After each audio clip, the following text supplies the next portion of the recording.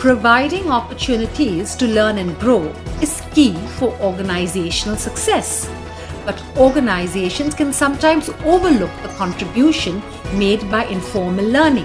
In this episode, Dr. Vishal Shah provides some examples successful organizations have in place to foster effective learning. Interviewing with this company for the role of a L&D head. So he threw a challenge at me saying that, we'd really love to have you on board, but we would want you to run an L&D function without any training. Perhaps, it was a bit of a not well thought out decision when I just said yes. But, I had also theoretically read a lot about all this and I thought I could pull it off. I still didn't know how, but I decided to take the challenge and go ahead with it. We started first with changing the concept of a library. And we took that and we said we will form a community in the company. And just like, the town centers of, history in cities of the, past. So we had this community concept which would be the center of activities, and it would be, it would generate all the buzz and energy. And so we, for example, apart from books, we kept their equipment to make movies, etc. and all sorts of things, sports related equipment, etc. So it could become a center place for activities and discussions and so on. And that really started, sparking curiosity and excitement because it was something different that was happening. We started using employee paintings to decorate our walls. When we needed something for the company, for example, a public address system, instead of buying it from outside, we opened it to employees and we asked them to make the equipment. So, everything we tried to make it a learning experience and a hands-on experience, anything that the company and the organization needed. So we started empowering them with tools, techniques for, expressing themselves, becoming better communicators, and things like, let's say, running a brainstorming session, quick problem solving sessions, and so on. And then we actually provided platforms and forums for them. Different kinds of platforms and forums. One for, let's say, problem solving, one for just ideation, and so on.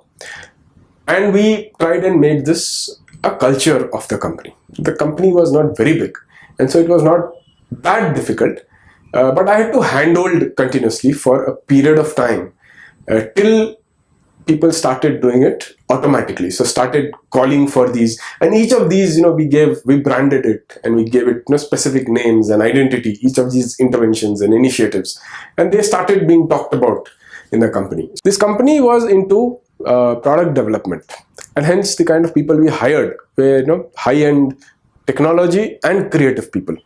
But the company was relatively unknown. So we said our recruitment process itself should be a branding process. It should be an experience that people talk about, apart from the fact that you have to get through. And so these were some of the things like, for example, defining what is awareness, taking people through a series of activities and awareness, which they would have never seen otherwise in a recruitment process. So this was, making it further a part of the learning culture. We turned some of the traditional things upside down. When new people join, instead of us telling them about the company, they will tell us about our company.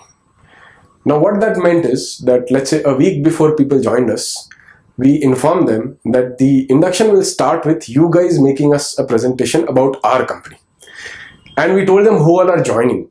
And before joining, we told them you are part of these groups. So now in that 1 week, they had to come to know each other. They had to find out information about company in whatever way possible, through the website, through contacting people. And the induction process started with the first session being a presentation by the new joinees on the company to the team management.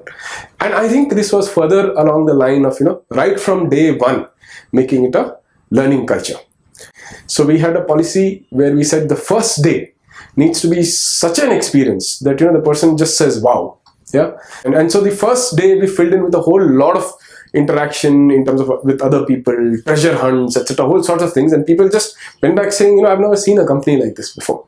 I remember one of the policies that our function came up with was that any employee of the company could invite a group of their alumni for dinner once a year, and the company will pay for it.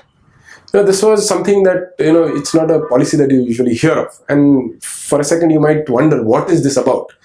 But if you now reflect on the fact that it was a company that was not very well known, we needed high-end talent, so it was actually a part of the branding exercise and so on. So this is one of the ways we used to hire people better in terms of the kind of people we want. So this was taking the referral policy that is present today even a step forward. Yeah. So these are some of the things that we really did in the company.